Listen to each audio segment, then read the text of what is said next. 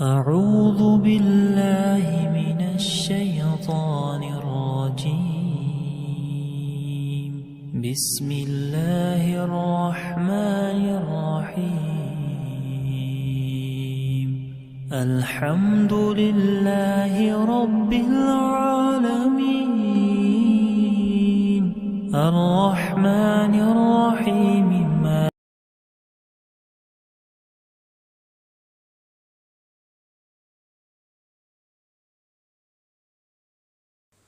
السلام علیکم ورحمۃ اللہ وبرکاتہ۔ الحمد للہ رب العالمین والصلاة والسلام علی سید الانبیاء والمرسلین وعلی آلہ وصحبہ اجمعین، اما بعد۔ محترم ناظرین، قرآن حکیم کے 15ویں پارے کی تفسیر چل رہی ہے۔ پچھلے درس میں آپ نے سورۃ الاسراء یا سورہ بنی اسرائیل کی آیت نمبر 100 تک کی تفسیر سماعت کی تھی۔ آئیے آگے بڑھتے ہیں آیت نمبر 101 سے۔ اعوذ باللہ من الشیطان الرجیم وَلَقَدْ آتَيْنَا مُوسَى 9 آيَاتٍ بَيِّنَاتٍ فَاسْأَلْ بَنِي إِسْرَائِيلَ إِذْ جَاءَهُمْ فَقَالَ لَهُ فِرْعَوْنُ إِنِّي لَأَظُنُّكَ يَا مُوسَى مَسْحُورًا۔ اور یقیناً ہم نے موسیٰ کو 9 کھلی ہوئی نشانیاں دیں۔ یہ 9 اللہ تعالیٰ نے جو حضرت موسیٰ علیہ السلام کو 9 نشانیاں دی تھیں، یہ کون سی تھیں؟ اس کے بارے میں علماء تفسیر کے مختلف اقوال ہیں۔ جو زیادہ راجح بات معلوم ہوتی ہے، جو زیادہ مضبوط بات معلوم ہوتی ہے، وہ یہ ہے کہ ان سے جو 9 معجزے مراد ہیں حضرت موسیٰ کے، ایک تو حضرت موسیٰ کے ہاتھ کی جو سفیدی تھی وہ، دوسرے ان کا عصا، ان کی لاٹھی، تیسرے ان کے دور میں قحط سالی آئی تھی بنی اسرائیل کے اوپر اور آل فرعون کے اوپر، اور چوتھی چیز نقص ثمرات، پھلوں کی کمی، پانچویں چیز طوفان، چھٹی چیز جراد، ٹڈی کا ایک عذاب آیا تھا ان کے اوپر، ساتویں چیز قمل، جوؤں کا عذاب آیا تھا، اور 8ویں چیز ضفادع، میڈک کا عذاب آیا تھا، اور 9ویں چیز خون، ان کے اوپر ان کے کھانے پینے کی تمام چیزوں میں خون ہی خون نظر آتا تھا۔ یہ 9 کھلی ہوئی نشانیاں اللہ تعالیٰ کی طرف سے حضرت موسیٰ کو دی گئی تھیں۔ فَاسْأَلْ بَنِي إِسْرَائِيلَ إِذْ جَاءَهُمْ، تو آپ بنی اسرائیل سے پوچھئے کہ جب موسیٰ علیہ السلام ان کے پاس آئے، فَقَالَ لَهُ فِرْعَوْنُ، تو فرعون نے موسیٰ علیہ السلام سے کہا، إِنِّي لَأَظُنُّكَ يَا مُوسَى مَسْحُورًا، اے موسیٰ میں تو تمہیں سحر زدہ، ایسا انسان سمجھتا ہوں جو سحر زدہ ہے، جس کے اوپر جادو کیا گیا ہے۔ قال لقد علمت ما انزل هؤلاء الا رب السماوات والارض بصائر، حضرت موسیٰ نے کہا یقیناً تم جانتے ہو کہ ان نشانیوں کو نہیں نازل کیا ہے مگر اس رب نے جو آسمانوں اور زمین کا رب ہے، بصائر، ان کو بصیرت بنا کر کے، کھلی ہوئی نشانیاں بنا کر کے، سوجھ بوجھ کی باتیں بنا کر کے اللہ نے ان نشانیوں کو بھیجا ہے۔ وَإِنِّي لَأَظُنُّكَ يَا فِرْعَوْنُ مَثْبُورًا، اور بے شک میں تجھ کو گمان کرتا ہوں اے فرعون ہلاک شدہ، تو مجھے مسحور سمجھتا ہے کہ میرے اوپر جادو کیا گیا ہے، میں تجھے مصبور سمجھتا ہوں، تیرے اوپر اللہ کا عذاب آنے والا ہے۔ فَأَرَادَ أَن يَسْتَفِزَّهُم مِّنَ الْأَرْضِ فَأَغْرَقْنَاهُ وَمَن مَّعَهُ جَمِيعًا، تو فرعون نے ارادہ کیا کہ انہیں سرزمین مصر سے نکال دے، حضرت موسیٰ اور ان کے ساتھیوں کو سرزمین مصر سے نکال دے۔ فَأَغْرَقْنَاهُ، تو ہم نے فرعون کو غرق کر دیا، وَمَن مَّعَهُ جَمِيعًا، اور اس کے جتنے ساتھی تھے سب کو غرق کر دیا۔ وَقُلْنَا مِن بَعْدِهِ لِبَنِي إِسْرَائِيلَ اسْكُنُوا الْأَرْضَ فَإِذَا جَاءَ وَعْدُ الْآخِرَةِ جِئْنَا بِكُمْ لَفِيفًا، اور ہم نے ان کے بعد بنی اسرائیل سے کہا، ہم نے فرعون کے ہلاک ہونے کے بعد بنی اسرائیل سے کہا، اسْكُنُوا الْأَرْضَ، کہ اب تم اس سرزمین پر رہو۔ اب یہ کون سی سرزمین مراد ہے؟ اسے بعض اہل علم نے کہا کہ اس سے جو ہے مصر کی سرزمین مراد ہے، لیکن جو زیادہ صحیح بات ہے کہ بنی اسرائیل جب مصر سے چلے گئے تو پھر دوبارہ وہ نہیں آئے وہاں پہ، بلکہ یہاں اس سے مراد سرزمین فلسطین ہے، بیت المقدس کی سرزمین ہے۔ فَإِذَا جَاءَ وَعْدُ الْآخِرَةِ، تو جب آخرت کا وعدہ آئے گا، جِئْنَا بِكُمْ لَفِيفًا، تو ہم تم سب کو سمیٹ کر کے جمع کر کے لے آئیں گے، قیامت کے دن تم سب کو ہم سمیٹ کر کے لے آئیں گے۔ وَبِالْحَقِّ أَنزَلْنَاهُ وَبِالْحَقِّ نَزَلَ، اور اے نبی اس قرآن کو ہم نے حق کے ساتھ اتارا ہے، وَبِالْحَقِّ نَزَلَ، اور یہ حق ہی کے ساتھ اترا ہے۔ یعنی ایک تو ہم نے اس قرآن کو حق کے ساتھ اتارا ہے، اس کے اندر جو باتیں وہ بالکل برحق ہیں، سچی ہیں، اور پھر یہ آپ تک جو پہنچا ہے تو آپ تک پہنچنے میں راستے میں اس میں کوئی خرد برد، کوئی تحریف، کوئی چینجنگ نہیں ہوئی ہے، یہ بالکل صحیح سلامت آپ تک پہنچا ہے۔ وَمَا أَرْسَلْنَاكَ إِلَّا مُبَشِّرًا وَنَذِيرًا، اور اے نبی ہم نے آپ کو نہیں بھیجا مگر بشارت سنانے والا اور ڈرانے والا بنا کر کے۔ وَقُرْآنًا فَرَقْنَاهُ لِتَقْرَأَهُ عَلَى النَّاسِ عَلَى مُقْسٍ وَنَزَّلْنَاهُ تَنزِيلًا، اور بے شک قرآن کو وَقُرْآنًا فَرَقْنَاهُ، ہم نے قرآن کو جدا جدا کر کے تھوڑا تھوڑا کر کے نازل کیا۔ فرقنا کا دو معنی ہوتا ہے، ایک تو قرآن کو ہم نے تھوڑا تھوڑا کر کے نازل کیا، اور ایک معنی ہے کہ ہم نے قرآن کو بالکل واضح بنایا ہے، بالکل کلیئر بنایا ہے۔ لِتَقْرَأَهُ عَلَى النَّاسِ عَلَى مُقْسٍ، تاکہ آپ اسے لوگوں کے اوپر ٹھہر ٹھہر کر کے پڑھیں۔ وَنَزَّلْنَاهُ تَنزِيلًا، اور ہم نے اس قرآن کو بتدریج اتارا ہے، اسٹیپ بائی اسٹیپ اتارا ہے، قرآن اکٹھے نہیں اترا۔ قُلْ آمِنُوا بِهِ أَوْ لَا تُؤْمِنُوا، اے نبی آپ کہہ دیجئے کہ تم اس قرآن پر ایمان لاؤ چاہے مت لاؤ۔ إِنَّ الَّذِينَ أُوتُوا الْعِلْمَ مِنْ قَبْلِهِ إِذَا يُتْلَى عَلَيْهِمْ يَخِرُّونَ لِلْأَذْقَانِ سُجَّدًا، بے شک وہ لوگ جنہیں اس کے پہلے علم دیا گیا، جب ان کے اوپر یہ قرآن پڑھا جاتا ہے یخرون للاذقان سجدا، تو وہ تھوڑیوں کے بل سجدے میں گر جاتے ہیں۔ تھوڑی کس کو کہتے ہیں؟ یہ اس کو تھوڑی بولتے ہیں۔ تو تھوڑیوں کے بل وہ زمین پر گر جاتے ہیں اور اللہ کی بارگاہ میں سجدہ کرتے ہیں۔ یہ کون لوگ ہیں جن کو قرآن سے پہلے علم دیا گیا؟ تو اس سے وہ علماء مراد ہیں جنہوں نے قرآن کریم کے نازل ہونے سے پہلے سابقہ کتابوں کو پڑھا تھا، تورات اور انجیل کو، اور وحی اور رسالت کا وہ علم رکھتے تھے۔ انہوں نے اللہ کے رسول کی رسالت کو پہچان لیا، اور ایسے لوگوں کے سامنے جب قرآن پڑھا جاتا تھا تو وہ اللہ کی بارگاہ میں سجدے میں گر جاتے تھے۔ وَيَقُولُونَ سُبْحَانَ رَبِّنَا إِن كَانَ وَعْدُ رَبِّنَا لَمَفْعُولًا، اور وہ کہتے ہیں کہ پاک ہے ہمارا رب، بے شک ہمارے رب کا وعدہ لَمَفْعُولًا ہو کر کے رہنے والا ہے۔ وَيَخِرُّونَ لِلْأَذْقَانِ يَبْكُونَ وَيَزِيدُهُمْ خُشُوعًا، اور وہ تھوڑیوں کے بل گر جاتے ہیں روتے ہوئے۔ وَيَزِيدُهُمْ خُشُوعًا، اور یہ قرآن ان کے خشوع اور ان کے عاجزی میں اور اضافہ کرتا ہے۔ یہاں آیت سجدہ ہے، یہاں سننے والوں کو چاہیے آپ سب کو کہ سجدہ کریں۔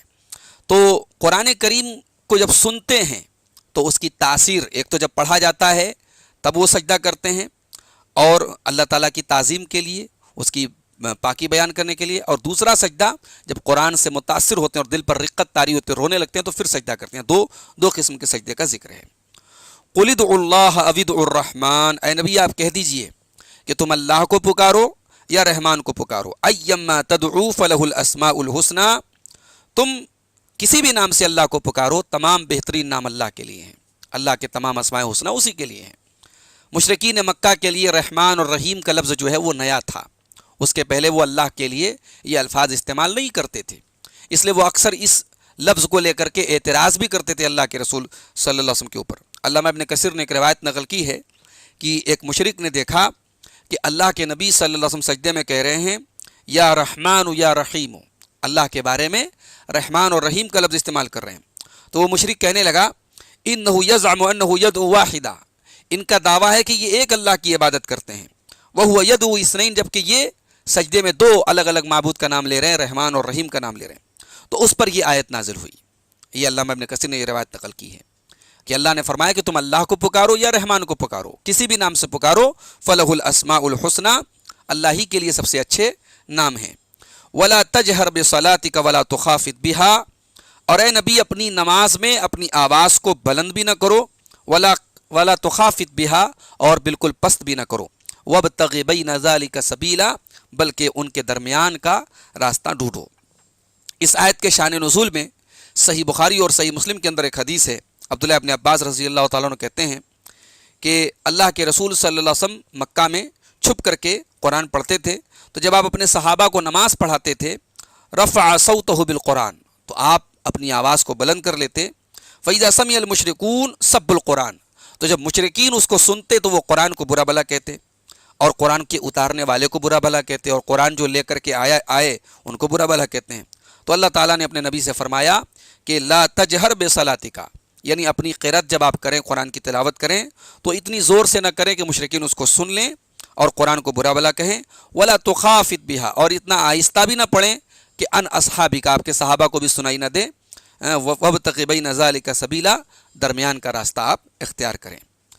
اس کے بعد فرمایا کہ وقل الحمد للہ الذی لم یتخذ ولدا، اے نبی آپ کہہ دیجئے کہ تمام تعریفیں اس اللہ کے لیے ہیں جس نے کوئی اولاد نہیں بنائی، کسی کو اس نے اولاد نہیں بنایا، اس کی کوئی اولاد نہیں ہے۔ ولم یکن لہ شریک فی الملک، اور سلطنت میں اس کا کوئی شریک نہیں ہے، بادشاہت میں اس کا کوئی شریک نہیں ہے۔ ولم یکن لہ ولی من الذل، اور نہ ہی اس کا کوئی مددگار ہے کمزوری کے سبب، وہ اتنا کمزور بھی نہیں کہ کوئی اس کو کسی کی مدد کی ضرورت پڑے، وہ صمد ہے، وہ بے نیاز ہے۔ وَكَبِّرْهُ تَكْبِيرًا، اور اے نبی اللہ تعالیٰ کی خوب بڑائی بیان کیجیے۔ اسی کے ساتھ یہ سورہ بنی اسرائیل یا سورہ اسراء جس کو ہم کہتے ہیں یہ مکمل ہوئی، اس کی یہ آیت نمبر 111 تھی۔ اس کے بعد اب قرآن کریم کی جو 18ویں صورت ہے وہ سورۃ الکہف ہے، اور یہ اس کے اندر ٹوٹل آیتیں جو ہیں وہ 110 آیتیں ہیں۔ قرآن کریم کی ترتیب کے اعتبار سے یہ 18ویں صورت ہے، اور نزول کے اعتبار سے یہ جو ہے 69ویں صورت ہے، 69 نمبر کی صورت ہے۔ اس کی بڑی فضیلت ہے، اس کے ابتدائی 10 آیات اور آخر کی 10 آیات کے بارے میں اللہ کے رسول کی صحیح احادیث موجود ہیں کہ ان کو یاد کرنے والا دجال سے محفوظ رہے گا۔ صحیح مسلم کی روایت من حفظ 10 آیات من اول سورۃ الکہف، جو سورہ کہف کی ابتدائی 10 آیتوں کو یاد کر لے گا عصم من الدجال، وہ دجال سے محفوظ رہے گا۔ یہاں ابتدائی 10 آیتوں کا ذکر ہے، دیگر صحیح روایات میں آخر کی بھی 10 آیتوں کا ذکر ہے، تو ابتدائی اور آخر کی 10 آیتوں کو جو یاد کر لے وہ انشاءاللہ دجال سے محفوظ رہے گا۔ ہر جمعہ کے دن سورہ کہف کی تلاوت کرنی چاہیے۔ سورہ کہف کی تلاوت سے اللہ کے رسول صلی اللہ علیہ وسلم کی صحیح حدیث ہے کہ اگلے جمعہ تک کے لیے اللہ تعالیٰ کی طرف سے ایک نور عطا کیا جاتا ہے اس کے پڑھنے والے کو۔ یہ مستدرک الحاکم کی صحیح روایت ہے، اور اس کے پڑھنے سے گھر میں سکینت اور برکت بھی نازل ہوتی ہے۔ تو آئیے شروع کرتے ہیں۔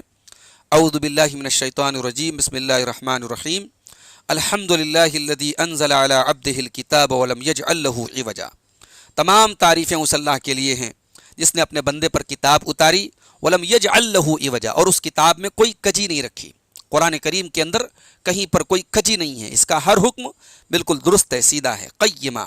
اور یہ قرآن جو ہے بالکل سیدھی کتاب ہے، اس کے اندر بندوں کی مصلحتوں اور بندوں کے فائدے کی چیزیں ہیں، اس کے اندر کوئی ایسی چیز نہیں جس سے بندوں کا نقصان ہو۔ لِيُنذِرَ بَأْسًا شَدِيدًا مِّن لَّدُنْهُ وَيُبَشِّرَ الْمُؤْمِنِينَ الَّذِينَ يَعْمَلُونَ الصَّالِحَاتِ أَنَّ لَهُمْ أَجْرًا حَسَنًا، تاکہ وہ نبی اللہ کے وہ بندے اللہ کی طرف سے سخت عذاب سے ڈرائیں۔ لِيُنذِرَ بَأْسًا شَدِيدًا مِّن لَّدُنْهُ، تاکہ وہ بندوں کو ڈرائیں اللہ کی طرف سے سخت عذاب سے۔ وَيُبَشِّرَ الْمُؤْمِنِينَ، اور مومنوں کو بشارت سنائیں جو نیک اعمال کرتے ہیں، أَنَّ لَهُمْ أَجْرًا حَسَنًا، کہ ان کے لیے بہترین اجر ہے۔ ماکثین فیہ ابدا، اور اس اجر میں وہ ہمیشہ رہیں گے۔ اجر سے مراد یہاں پہ جنت ہے کہ وہ جنت میں ہمیشہ رہیں گے۔ وَيُنذِرَ الَّذِينَ قَالُوا اتَّخَذَ اللَّهُ وَلَدًا، اور وہ ڈرائیں ان لوگوں کو جو یہ کہتے ہیں کہ اللہ نے بیٹا بنا لیا ہے، اللہ کے اوپر یہ تہمت لگاتے ہیں کہ اس نے بیٹا بنا لیا ہے۔ مَا لَهُم بِهِ مِنْ عِلْمٍ وَلَا لِآبَائِهِمْ، نہ تو اس بارے میں ان کو کوئی علم ہے نہ ان کے باپ دادا کو کوئی علم تھا۔ کبرت کلمۃ تخرج من افواہہم، یہ کتنی بڑی بات ہے، کتنی بری بات ہے جو ان کے منہ سے نکلتی ہے۔ ان یقولون الا کذبا، یہ تو صرف جھوٹ بولتے ہیں۔ فلعلک باخع نفسک علی آثارہم ان لم یؤمنوا بہذا الحدیث اسفا، تو اے نبی شاید آپ اپنی جان کو ہلاک کر دینے والے ہیں اگر یہ ایمان نہیں لائے اس کتاب پر، اس کتاب پر یا اس کلام پر، تو مارے افسوس کہ آپ اپنی جان کو ہلاکت میں ڈالنے والے ہیں۔ اس سے اندازہ ہوتا ہے کہ اللہ کے نبی صلی اللہ علیہ وسلم لوگوں کے ایمان لانے کی کتنی فکر کرتے تھے کہ اللہ تعالیٰ کہہ رہا ہے کہ اے نبی کہیں آپ اس کے لیے اپنی جان کو ہلاکت میں نہ ڈالتے۔ انا جعلنا ما علی الارض زینۃ لہا لنبلوہم ایہم احسن عملا، بے شک جو کچھ زمین کے اوپر ہے ہم نے اس کو زینت بنایا ہے۔ زمین کے اندر جتنی چیزیں ہیں وہ زمین کے لیے بطور زینت ہیں۔ لنبلوہم، تاکہ ہم لوگوں کو آزمائیں، ایہم احسن عملا، کہ لوگوں میں کون اچھا عمل کرتا ہے۔ اسی بات کو اللہ کے پیارے نبی صلی اللہ علیہ وسلم نے صحیح بخاری اور صحیح مسلم کی حدیث میں فرمایا کہ الدنیا حلوۃ خضرہ، دنیا میٹھی ہے اور رنگین ہے، اور اللہ تعالیٰ نے دنیا میں تم کو بھیجا ہے تاکہ وہ تمہاری آزمائش کرے۔ تو دنیا کی یہ نعمتیں اور دنیا کی یہ چکا چوند، یہ بطور نعمت بھی ہے اور بطور آزمائش بھی ہے۔ لنبلوہم ایہم احسن عملا، تاکہ ہم ان کو آزمائیں کہ ان میں کون اچھا عمل کرتا ہے۔ وَإِنَّا لَجَاعِلُونَ مَا عَلَيْهَا صَعِيدًا جُرُزًا، اور بے شک ہم بنانے والے ہیں جو کچھ زمین کے اوپر ہے اس کو چٹیل میدان۔ سعید بولتے ہیں چٹیل میدان کو، اور جرز بولتے ہیں بنجر کو۔ بنجر چٹیل میدان جس پر کوئی سبزہ نہیں اگ سکتا، کوئی کھیتی نہیں پیدا ہو سکتی۔ تو ایک دن ایسا آنے والا ہے کہ زمین کی ساری رونق ختم ہو جائے گی اور پوری زمین جو ہے وہ چٹیل میدان کی طرح ہو جائے گی۔ ام حسبت ان اصحاب الکہف والرقیم کانوا من آیاتنا عجبا، اے نبی کہ آپ نے یہ گمان کیا کہ اصحاب کہف اور رقیم، کہف والے اور رقیم والے، غار والے اور رقیم والے، یہ ہماری عجیب و غریب نشانیوں میں سے ہیں۔ یعنی کوئی اکلوتی ہماری یہ عجیب و غریب نشانی نہیں، اس کے علاوہ بھی بہت ساری ہماری نشانیاں عجیب و غریب ہیں۔ یہاں پہ اللہ نے دو الفاظ استعمال کیے، کہف والے اور رقیم والے۔ کہف کہتے ہیں غار کو، رقیم کے معنی کیا ہے؟ تو رقیم کے بارے میں کئی تفسیریں، ایک تفسیر تو یہ ہے کہ رقیم اس بستی کا نام ہے جہاں اصحاب کہف رہتے تھے، ایک تفسیر یہ ہے کہ رقیم اس پہاڑ کا نام ہے جس پہاڑ میں وہ غار واقع تھا، ایک تفسیر یہ ہے کہ رقیم جو ہے یہ مرقوم کے معنی میں ہے، ایک تختی پر ان تمام اصحاب کہف کا نام لکھا تھا تو اس لیے ان کو رقیم والے بھی کہا جاتا ہے، کیونکہ رقیم کے معنی مرقوم جو لکھا گیا ہو۔ اور زیادہ صحیح بات اس میں سے یہ معلوم ہوتی ہے کہ بستی کا نام تھا، اس لیے کہ جہاں وہ بستی تھی موجودہ تحقیق کے مطابق جب وہاں کی تحقیق کی گئی جہاں اصحاب کہف سوئے ہوئے تھے تو وہاں کے قریب کی بستی کو موجودہ وقت میں اس کو الرقیب کہتے ہیں، جو زمانے کے گزرنے کے ساتھ ساتھ الرقیم کی بگڑی شکل معلوم ہوتی ہے، تو یہ زیادہ راجح بات معلوم ہوتی ہے، واللہ اعلم بالصواب۔ تو اللہ نے فرمایا کہ کیا آپ نے یہ سمجھا کہ اصحاب کہف اور رقیم، غار والے اور رقیم والے ہماری بڑی عجیب و غریب نشانیوں میں سے ہیں؟ اذ اول فتیۃ الی الکہف فقالوا ربنا آتنا من لدنک رحمۃ وہیئ لنا من امرنا رشدا، جبکہ کچھ نوجوانوں نے پناہ لی غار کی۔ یہ نوجوانوں کا ذکر اللہ نے خاص طور سے کیا، اس میں ہمارے وقت کے نوجوانوں کے لیے بڑی نصیحت ہے جو اپنے فضول کاموں کے لیے دین کو چھوڑ دیتے ہیں، اور ان نوجوانوں نے اپنے دین کو بچانے کے لیے اپنے گھر بار وطن کو چھوڑ کر کے غار میں جا کر کے پناہ لی، اور انہوں نے دعا کی کہ اے ہمارے رب آتینا من لدنک رحمہ، ہمیں اپنی طرف سے تو رحمت عطا فرما، وہیئ لنا من امرنا رشدا، اور ہمارے کام میں تو درستی کو مہیا کر دے، ہمارے کام میں جو صحیح راستہ ہے وہ تو ہمارے لیے آسان کر دے۔ فضربنا علی آذانہم فی الکہف سنین عددا، تو ہم نے ان کے کانوں پر پردہ ڈال دیا کئی سال تک، کانوں پر پردہ ڈال دیا نہیں، انہیں گہری نیند سلا دیا۔ آگے ذکر آئے گا کہ 309 سال تک وہ سوئے رہے، تو اللہ تعالیٰ نے کئی سال تک یعنی 309 سال تک ان کو سلائے رکھا۔ ثم بعثناہم، پھر ہم نے ان کو اٹھایا، جیسے ہم نے ان کو سلایا اپنی عجیب و غریب قدرت سے، ویسے ہی ہم نے ان کو اٹھایا اپنی عجیب و غریب قدرت سے۔ لنعلم ای الحزبین احصی لما لبثوا امدا، تاکہ ہم دیکھیں کہ دونوں گروہوں میں سے کون ان کے ٹھہرے رہنے کی مدت کو زیادہ یاد رکھتا ہے۔ اب یہ دونوں گروہوں سے کون مراد ہے، اس کے بارے میں 3 قول ہیں۔ ایک تو یہ ہے کہ اس سے اسی دور کے اصحاب کہف کے دور کے لوگ مراد ہیں، جب ان کے درمیان آپس میں جھگڑا ہوا کہ یہ کتنی مدت تک سوئے رہے، تو اللہ تبارک و تعالیٰ یہ کہہ رہا ہے کہ ہم نے یہ واقعہ ہم اس لیے بیان کر رہے ہیں تاکہ ہم بتا دیں لوگوں کو کہ دونوں گروہوں میں سے کون ان کی صحیح تعداد جانتا تھا۔ اور دوسری تفسیر یہ ہے کہ اس سے انہی اصحاب کہف میں ان کے سو کر کے اٹھنے کے بعد جب اختلاف ہوا کہ وہ کتنی مدت تک سوئے رہے تو وہی مراد ہے۔ اور تیسرا قول یہ ہے کہ اللہ کے رسول کے دور میں جو مومنین تھے اور جو مشرکین تھے ان کے درمیان ان کو لے کر کے اختلاف ہوا، تو اللہ نے فرمایا لنعلم ای الحزبین احصی لما لبثوا امدا، تاکہ ہم جان لیں اور دیکھ لیں کہ دونوں گروہوں میں سے کون ان کے ٹھہرے رہنے کی مدت کو زیادہ بہتر طریقے سے جانتا ہے۔ تو یہ سورہ کہف کی آیت نمبر 12 ہے۔ آج ہم لوگوں نے سورہ اسراء کی آیت نمبر 101 سے لے کر کے 111 تک اور سورہ کہف کی آیت نمبر 1 سے لے کر کے 12 تک پڑھا۔ اس میں اگر ہم اہم نکات کی بات کریں تو سب سے پہلی چیز یہ معلوم ہوئی کہ انسان کو اللہ تعالیٰ جو ہدایت دیتا ہے وہ اللہ کی توفیق سے ملتی ہے۔ بنی اسرائیل نے اتنے بڑے بڑے معجزے دیکھے، آل فرعون نے اتنے بڑے بڑے معجزے دیکھے، مگر بہت سارے لوگ حضرت موسیٰ پر ایمان نہیں لائے، فرعون اور اس کے ساتھی ایمان نہیں لائے۔ تو ایمان اور ہدایت اللہ تعالیٰ کی توفیق سے ملتی ہے۔ دوسری چیز یہ معلوم ہے کہ قیامت کے دن اللہ تعالیٰ تمام لوگوں کو سمیٹ دے گا، سب لوگوں کو اکٹھا کر کے میدان محشر میں اکٹھا کرے گا۔ تیسری چیز یہ معلوم ہے کہ قرآن کریم حق کے ساتھ اترا، یعنی اس کے اندر جو کنٹینٹ ہے وہ حق ہے، اور پھر یہ اللہ تعالیٰ کی طرف سے بالکل صحیح سلامت اللہ کے رسول صلی اللہ علیہ وسلم کے اوپر نازل ہوا۔ ایک بات یہ معلوم ہوئی کہ اللہ تعالیٰ کے بہت سارے نام ہیں، اسماء حسنہ جن کو کہا جاتا ہے بہترین نام ہے، اور اللہ سے ہم جب دعا کریں تو اس کے کسی بھی نام سے ہم اس سے دعا کر سکتے ہیں۔ ایک بات یہ بھی معلوم ہوئی کہ دین کے اندر احتیاط کا پہلو اختیار کرنا چاہیے۔ اللہ تبارک و تعالیٰ نے بندوں کو احتیاط کا دامن تھامنے کا حکم دیا ہے۔ اور ایک چیز یہ بھی پتہ لگی کہ قرآن کریم جو ہے وہ بالکل سیدھی کتاب ہے، افراط و تفریط سے پاک ہے، اس کے اندر کوئی کجی نہیں ہے، وہ قیم ہے، کتاب قیم ہے۔ اور اللہ تعالیٰ نے اپنے نبی سے کہا کہ آپ ان کے پیچھے اتنی فکر نہ کریں کہ آپ اپنی جان کو ہلاکت میں ڈال دیں۔ اس سے یہ سبق ملا کہ خودکشی کرنا، اپنے آپ کو قتل کرنا یا ایسا کام کرنا جس سے انسان ہلاک کر ڈالے اپنے آپ کو، یہ جائز نہیں ہے۔ دنیا کی زیب و زینت ایک فتنہ ہے، ایک آزمائش ہے۔ اللہ تعالیٰ نے دنیا کو خوبصورت بنایا ہے، اٹریکٹیو بنایا ہے تاکہ بندوں کی آزمائش کرے۔ اسی طریقے سے ایک بات یہ بھی معلوم ہوئی کہ دنیا ایک دن فنا ہو جائے گی اور ساری زینت ختم ہو جائے گی، اور چٹیل میدان کی طرح ساری دنیا ہو جائے گی۔ تو یہ سورہ کہف کی آیت نمبر 12 تک کی تفسیر تھی. انشاءاللہ اس کے آگے ہم اگلے درس میں دیکھیں گے. وآخر دعوانا ان الحمد للہ رب العالمین.